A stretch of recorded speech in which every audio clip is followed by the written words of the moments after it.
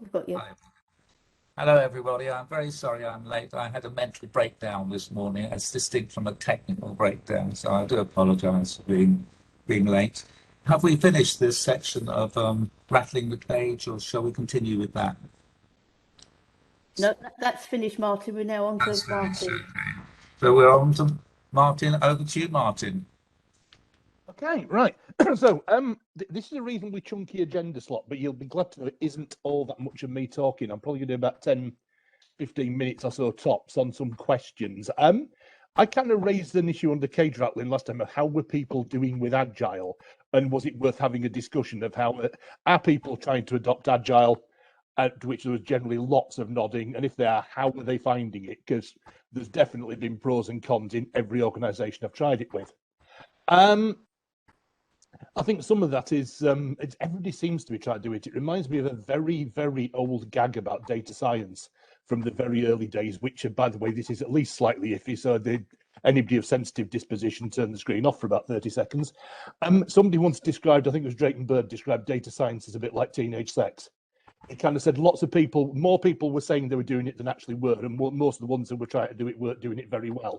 I think Agile kind of falls under the same sort of bucket. And with that, I'll share my screen before I get myself in any more bother, assuming I don't find my majestic wine order or my fancy football team.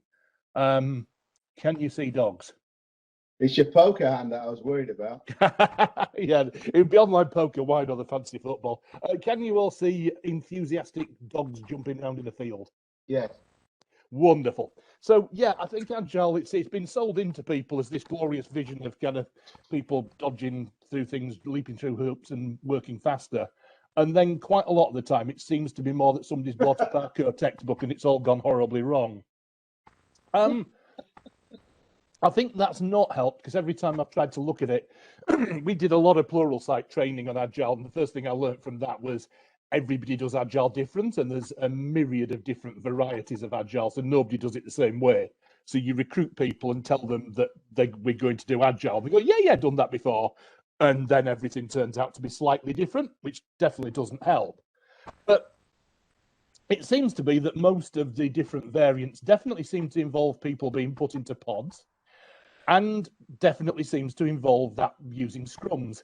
Again, with Agile, one of the things that baffles me is scrums, having played rugby, always struck me as not particularly agile. They usually resulted in a 17-stone bloke called Eric on your own team sat on your head, and somebody called Brian from the opposition with a tight hold of your scrotum that made you think he was working there as a tyre fitter for Quick Fit in the week. It just definitely didn't fit as agile. But we have these pods. Where it seems to have come from and where it seems to work is it all seems to be in the guise of trying to produce data products, which seems to be one of the nice buzzwords bouncing around. Whether that's AI, whether it's a BI dashboard, whether it's a new data set to be ingested, it seems to be that we're now manufacturing a data product. And that kind of gets to my first, there's about 5 questions, so I'm not going to pause with the 5. I'm just going to throw them all out there, and then people can go where they want with the discussion as to which ones are interesting. But the first one, when we've tried it, we tried to almost have Agile as the way of doing everything. And the first thing we got to was, well, who gets a pod, or what gets a pod? How many pods can you have before it starts to become a complete shambles? And does it work for everything? So where we have had some success, new data feeds, absolutely say that, it works pretty well. But customer insight, so the typical sort of stuff where some director has just got a question that he needs an answer to, and you've just got to go away and try to work something out. How well does that really work in an Agile pod where you've, by definition, not really got a deliverable, and you don't know whether you will have a deliverable at the end, because the answer could just be a dead end? So that's the first question. The second one, which we've really kind of struggled with, is all of these seem to have a product owner, somebody who will be responsible for delivery of that data product. And there's a couple of problems here. The skill set seems to be enormously broad, but we've had real trouble just defining who should be the product owner. Is it the stakeholder who asked for the work done? Do they need to be the product owner? Is it somebody in the data science or the insights team who needs to take that brief from the stakeholder and then be their proxy product owner on the inside of the pod? Or do you need professional product managers in there? And is it just really a posh word for a product manager? And we've definitely not found an answer to that one. What we have found is that people with the right skill set, it's like trying to find unicorns. And more to the point, when you explain to anybody who's not done it before what the role seems to entail, they go hide in a cupboard, really, and kind of it's unicorns screaming, and they're not really extinct. They're just hiding in case somebody makes them a product manager. Talking of unicorns, question 3, it's usually referred to as the data scientists are kind of the unicorn that people can't find. One of the things we've definitely ran into criticism of us for trying to adopt Agile from some of the stakeholders is we already don't have enough data scientists. And actually, this seems to involve not only meetings, but the fact they call them ceremonies, which makes it look like some sort of Dan Brown sort of Da Vinci Code bullshit in the first place. And that really doesn't help us at all. But we kind of worked out that even just daily stand-ups for a pod, that's 6.25% of somebody's working week if you've got a half-hour daily stand-up. Stick somebody in 3 different teams with pods, and suddenly you've spent 20% of their time just in daily stand-ups. How are people making that meeting or ceremony structure work? We've definitely found it's a massive overhead that doesn't get us thanked by any of the stakeholders.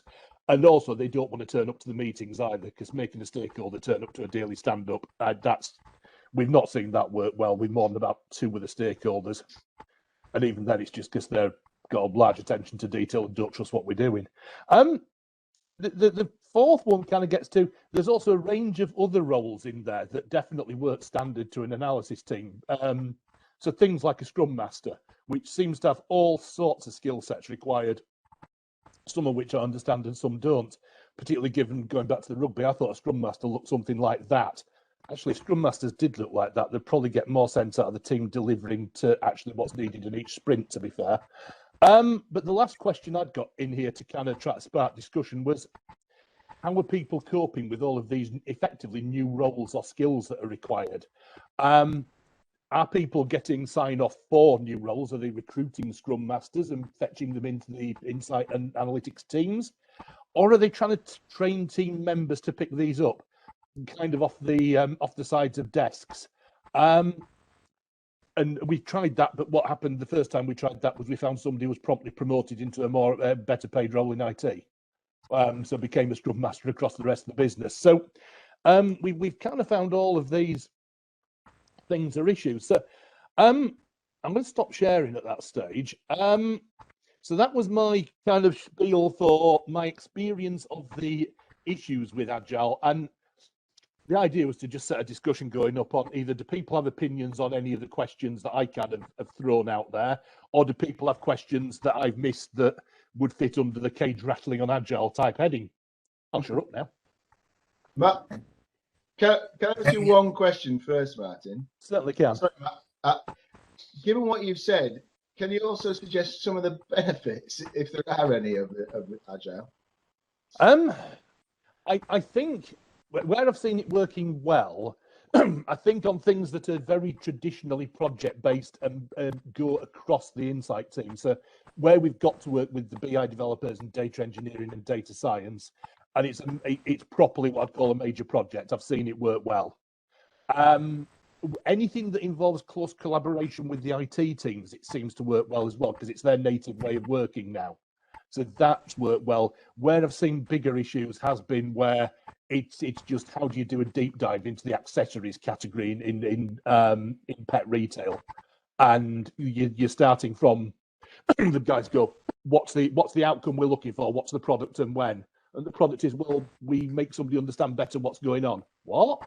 We've struggled with that, and then it has been skill sets that we. So the other thing we've struggled with, when we've fully resourced a pod and done it properly and put enough people in, it seems to work really well. And when you've got the right skill sets, the ones that haven't worked are the ones where either we've not put enough people into the pod in the first place, or we've got somebody who's trying to be a Scrum Master who's never done it before, or a product owner who doesn't really have a clue one way or another what a product owner is meant to do. They're the ones where we've had problems. But well-resourced, closer to IT, bigger projects, they've worked well.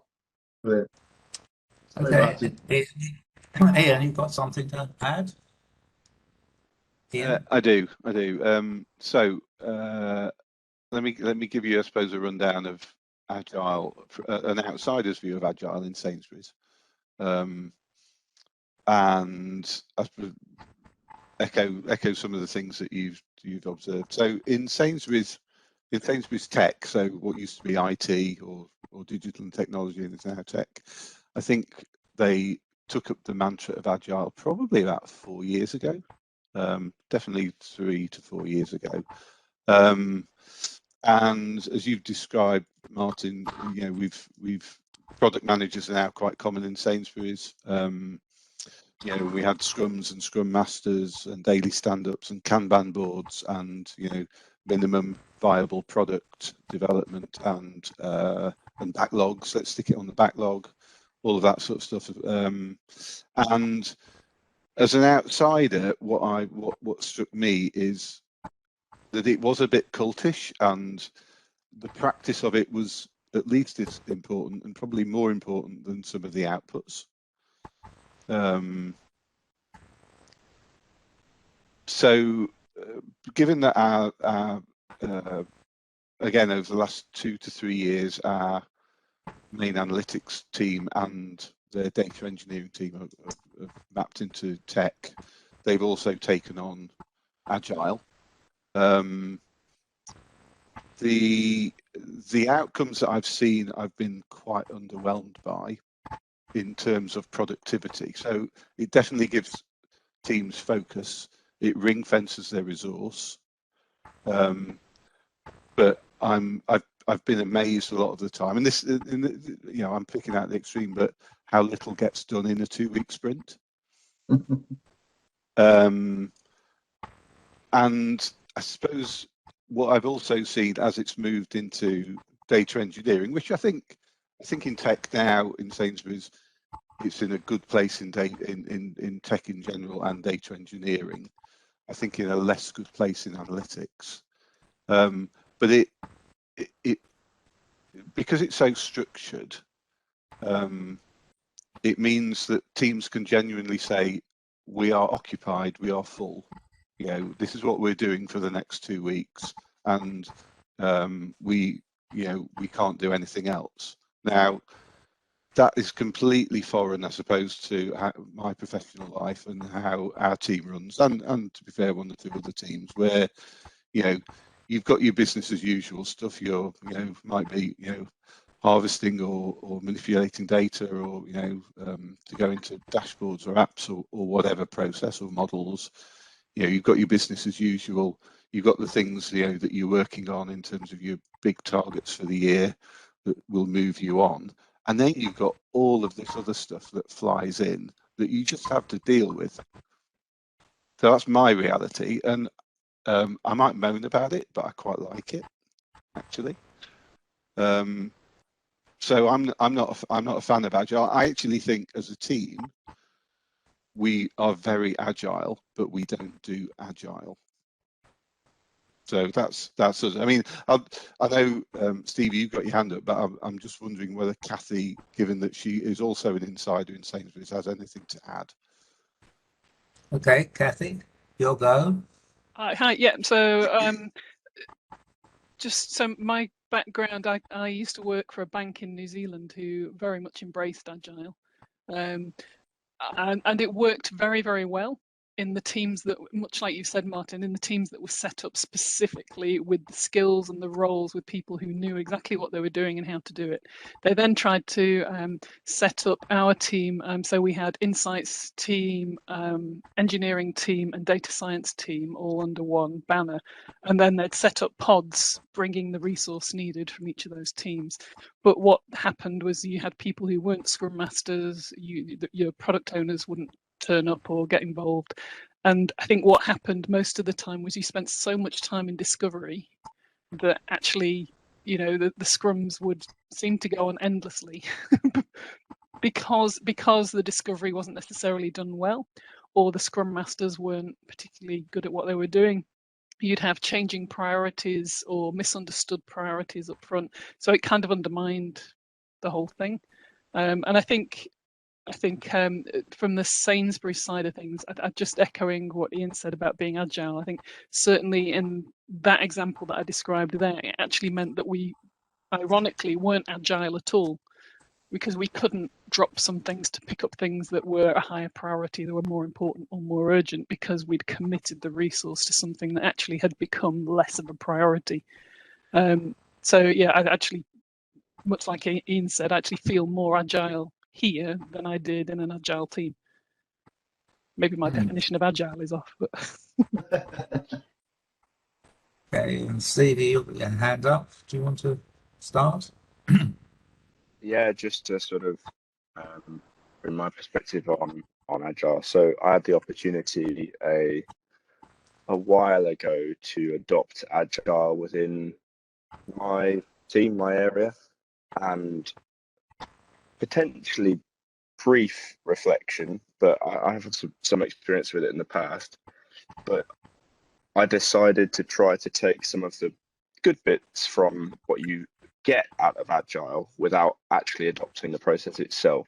Now, it is being used successfully elsewhere in my wider team, and it's by those teams that are everything on their backlog is a defined project with some stakeholders that then needs delivering at some point. But for us, because a lot of what we're doing is research, it may not result in something, or it may result in something in a while, and it's relatively hard to prioritize correctly. The two key bits that I took away were so not to be able, Ian, you were saying about how you can say that you are busy, that you know that you're busy and you can't take on any more work. So it was a consistent understanding of the state of our backlog in various functional areas so that we know exactly what time we've got. That bit we're doing. And the other part was a consistency in approach for it's a relatively sort of esoteric art form sort of research analysis. So the approach we want to make consistent so that the expectations are the same, we're discussing where we're at, communicating that well across the team. So that sort of rigidity, the consistency you get out of the rigidity of Agile, we're doing separately, but we're trying to maintain that sort of consistency in approach. And that's where it ends for me. I think anything beyond that, specifically for what we do, would end up being slowing down our ability to do the work. And I fight very hard to make sure that some of the analysts have the space to think and reflect and try avenues that aren't exactly the direction that we've agreed but are adjacent, and all that sort of thing. I think is really important for effective innovation, and you lose that if you go guns blazing into Agile. So that's where we're at. I've got one question on backlogs, I guess. Sorry, there's no hands up, so I thought I'd sort of pile in a bit. We found it was a bit of a double-edged sword with getting more resource, because one of the things we found when we started to make the backlog visible to people was actually some of our stakeholders stopped asking for stuff, because they kind of looked and said, well, the backlog's already full, I'm never going to get that, so I didn't bother asking, which means you then didn't get the full pile of, there's all this stuff that people want, because kind of a load of it never even, it's almost if the line to get in the nightclub was too big, people just went away. So we had to kind of almost go back to them and say, please keep the requests coming in, because otherwise we'll never get the resource to do them. Thank you. Tim, you... Yeah, I realised I ought to, having said how useful the hands were when I was chairing it, I ought to start using them, didn't I? But so I was just going back to one of your observations, Martin, and then that question. So the first one was about how you talked about how we keep on being focused on data products, and I sort of wonder if what's going on is like we've alluded to, we've been tried to be forced into something that generates products, that generates the perception that what we're doing is reproducible and in that product type process, in order to then apply these processes. So we're being forced to fit into an IT environment, and actually we as analysts are not really in the we're on the edge of IT, Although, like you say, sometimes they need our skills, so you get the chance to be awkward and twist them, because they do need us at times, even if it is only now to predict the amount of resource we're going to use, so they don't understand what the bill's going to be at the end of the month. But so I think that was one observation, that they feel like trying to constrain us and then applying this approach. And the other was this question about what is an insight, which I think is related to that. It's a little bit related to like what Stevie was saying, is that actually we are, and it goes back to the security question we were talking about earlier, we are by definition, and I like what Stevie said, by definition, our job is to do what isn't BAU. It is to do those things that people aren't currently doing. And to do things that are unexpected. So we need space to do it. And like you say, we need to be agile, even more than the agile process allows you to be. And it so often IT is not the only one, but so often IT, they sort of capture words and then change what the word means, and then reimpose it in a different way. So I haven't yet answered the question about insight, other than it ought to be a surprise, and it ought to be, and frankly, sometimes I often say the best bits of insight I do are wrong, and they're wrong because they actually change behavior. And so that the thing that you say might happen subsequently doesn't, because people have been made aware, and all those things mitigate against being a product and being BAU. I guess that was a little bit of a rant, but amongst friends, if you like. So I'll shut up. A good rap is always good, Tim. Ian, you're next, I think. Ian. I think it was Stevie next up. Okay, Stevie. Very gracious. In terms of repurposing words, my current annoyance with that is BI, because it tends to be used to mean reporting here, but actually everything that we're doing is business intelligence.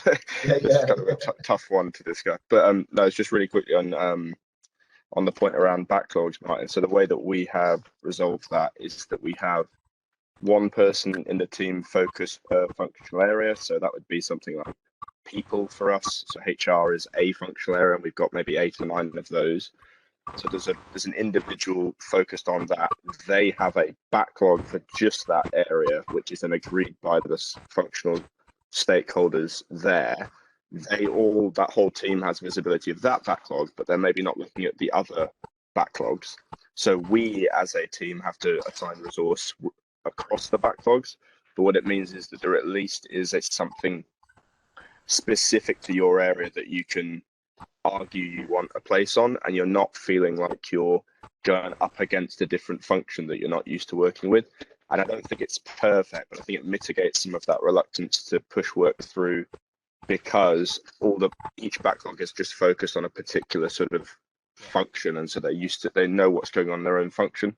I think it's strange, because this is where I get a bit cynical about the agile terminology in IT as well, because if I go back to how I set up customer and market insight at Boot, we had a senior analyst, an analyst, and a research manager for each of beauty, toiletries and lifestyle, health, and eventually we split that into health and pharmacy. But basically, we created these little mini teams in Insight that basically looked after a stakeholder area. We hadn't heard the term agile at the time, but we just had that says, right, you go manage those stakeholders and deliver what you want for them. And they're going to ask you for more than what they can do. If they do, come back and talk to me. I'll see whether we can put any more resource in from anywhere else.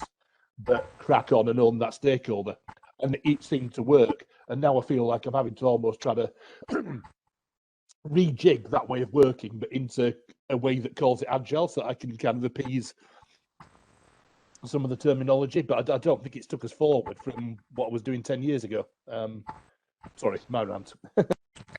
Ian, you were just bounced out there, so.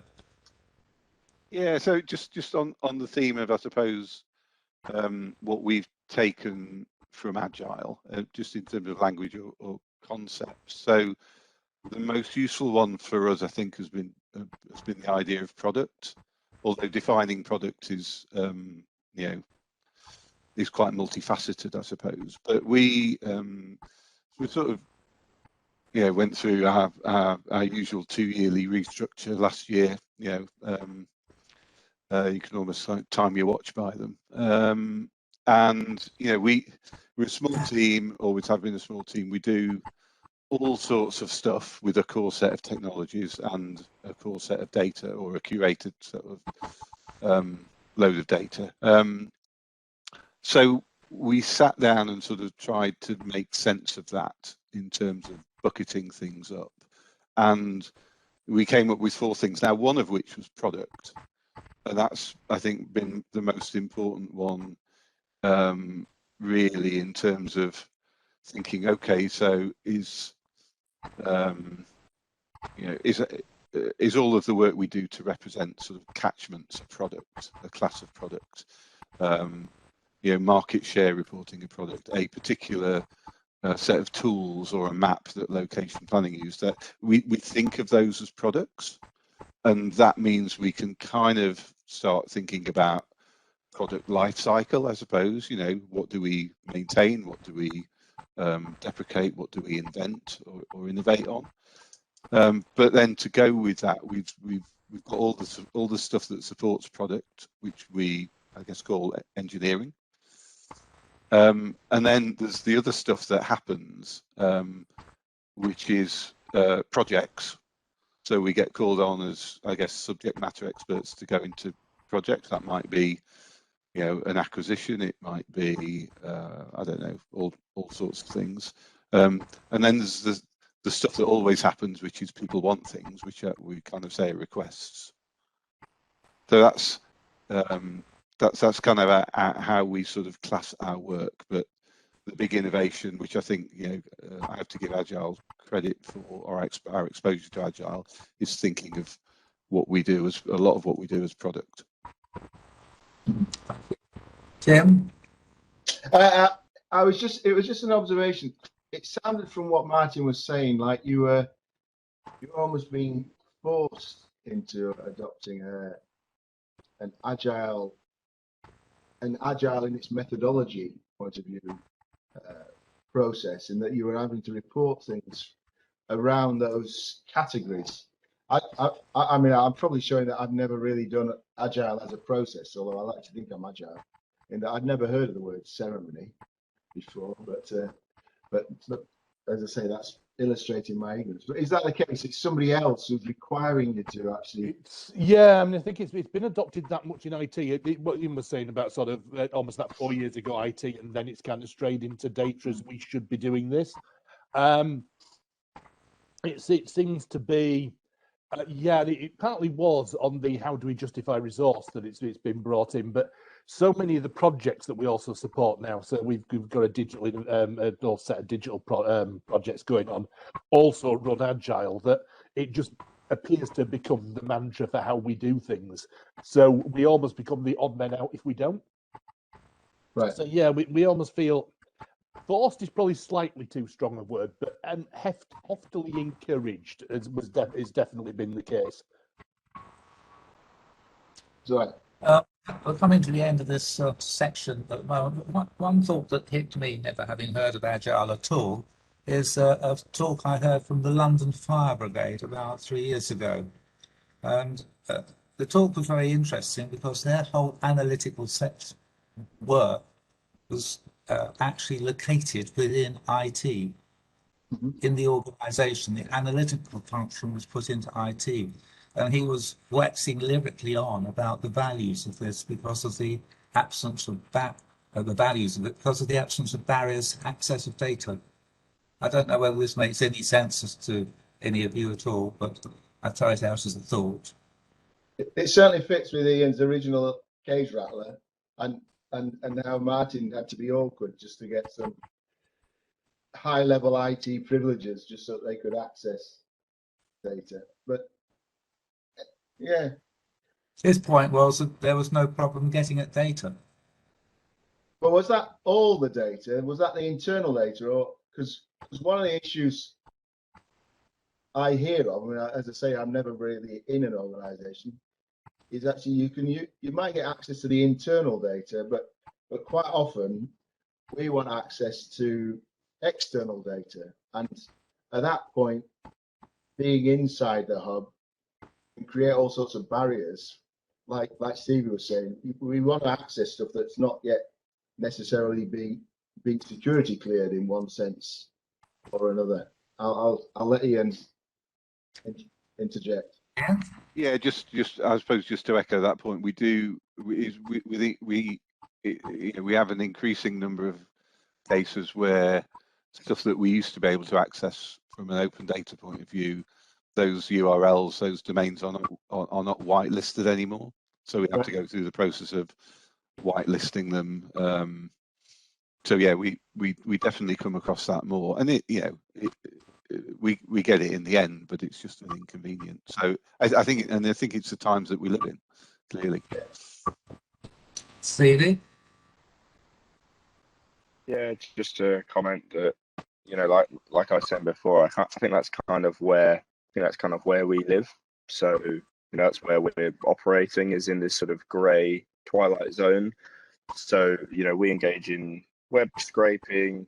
There's external data, but there's also sort of external internal data, which is maybe the result of single point failure, gargantuan Excel workbooks, or particular data layers of legacy software that's not actually normally exposed to the business, because we use some manufactured layer beyond that, and we want to know how we got to those numbers so that we can suggest an iterative improvement. So we need to see the version below that, but there's no API. So how do you do that? There's all sorts of exotic versions of things that we deal with in the POC world. And then once we've proven value, which is the real goal, we can cut all sorts of corners, do it on a snapshot, do it, using less than the total amount of data, prove the value, and then you engage with the how do you get this in a BAU maintained, productionized, secure way, which is where we would then change our BAU. So I think there's two sets of tasks there. Right. Any other things anybody wants to say before we move on?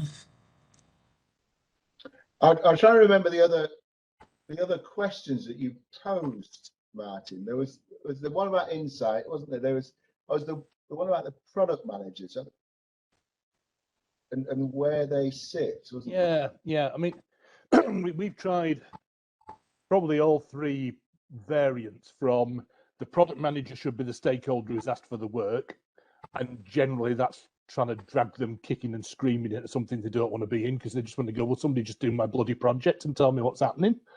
They certainly don't want to run a meeting.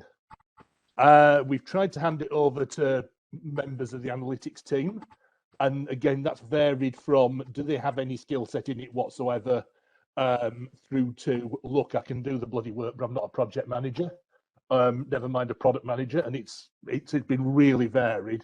And chucking people through a lot of hours of plural site training did bugger all to fix that. That just confused them. And then on a couple of bigger projects, we've actually fetched in on a contract basis, if it's been big enough, a product manager as a contractor. The ones that have worked better have tended to have a contractor or a borrowed from IT product manager who's been trained and brought in. But the problem for us is that's a big overhead that we can probably afford for very. I'd like Ian's idea of what is a product, actually, to try to get down to what's the the smallest list of things. If it's got a genuine product, we should do it this way, and if it hasn't, we just need to allocate people into other things that are not supporting a product and will work however we kind of feel fit to organize them. But that product manager, it's not that anybody's fighting for it. Usually you've got a problem that internally people want to own something, and it's a battle to kind of get somebody's hands off stuff. This is all people going, not me. And it's been very difficult to pin anybody down to do it. Ian? Just on that, you jogged my memory, Martin, because we, as a team, we get together about once a month, Kathy, don't we? And we have a collaboration day, and we'll have breakfast together, and then do some development stuff or whatever. But we had a session on what defines a product, didn't we, Kathy? I'm not sure I couldn't find out where it is, but it'll definitely be written up or we'll have photographed the whiteboard somewhere. But we could definitely, I mean, we could play in our thoughts offline if that might be helpful. That'd be really useful. Thank you. Because I think it's a staging process, isn't it? There's, like Stevie says, there's an element of our work that is pre-product and doesn't fit this model. And there's smaller projects where it's not worth having a product manager at all. The more zealot of the kind of, and it's usually the data engineering team that have been zealots because they've come from IT and like this. So they've been the ones who've wanted to do this. But for example, they were trying to suggest we should turn insight queries from trading meeting into a product. Now, these are anything from the really good questions the Monday trading meeting asked to batshit query thoughts that somebody's had in there that really shouldn't even be on the minutes and should be let die. In reality, it probably takes us half an FTE a week, probably works on sorting out shit for trading meeting. And you can call it a product if you want, but it isn't really. It's just you need half an FTE in the team to just keep up with stuff the traders have asked that have got in the minutes of trading meeting. And it's just part of doing that in retail for insight, I think. But yeah, people have been trying to turn that into a product. It really isn't working at that side. Well, I mean, that's us offering a service, isn't it? There is a difference between a service delivery and a product delivery. Kathy, you've had your hand up. Sorry, Yeah, no, just I think part of the challenge that we've got is that often when we start a project, we don't know whether there will even be a product at the end of it. Sometimes it is just a matter of exploring to find out where the data, where the information, where the people that you talk to, where that will take you. And actually what that will turn up as at the end could be very, very different depending on what you get to as part of the process. And I think that's where I was going to before is, discovery takes a long time. That's setting up the backlog. Sometimes that's more than half the job. And for us, that's part of that process of getting to the end product. It's not a separate project that you then kind of prioritize and everything. It's an integral part of what we try to do, and the outcome is completely dependent on what you discover in that part of the project. Is there any other thoughts that anybody wants to have? Otherwise, Martin, would you summarise your thoughts, having been exposed to all this over the last hour or so? I think it's really good. I think from my viewpoint, the good thing is I am not alone in my kind of, there is good stuff in here that can be got, but adopting it as some sort of kind of pseudo-Masonic kind of Aztec religion that must be adopted with possibly human sacrifice involved is not a good thing.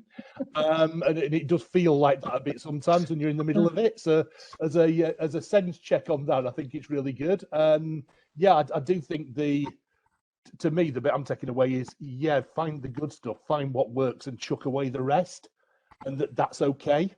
So yeah, I'm kind of taking a little bit of sort of confidence back into the organisation to go and push back and say, yeah, these bits, I'll have them, I'll do that, but bugger off if you think I'm doing that over there. Thank you very much. That seemed to be a good section. Tim, it's now over to you. Yeah, I was just going to say, I think sometimes Doug's sessions are sort of like therapy sessions, in that actually we can't offer any solutions other than to say you're not the only one experiencing this.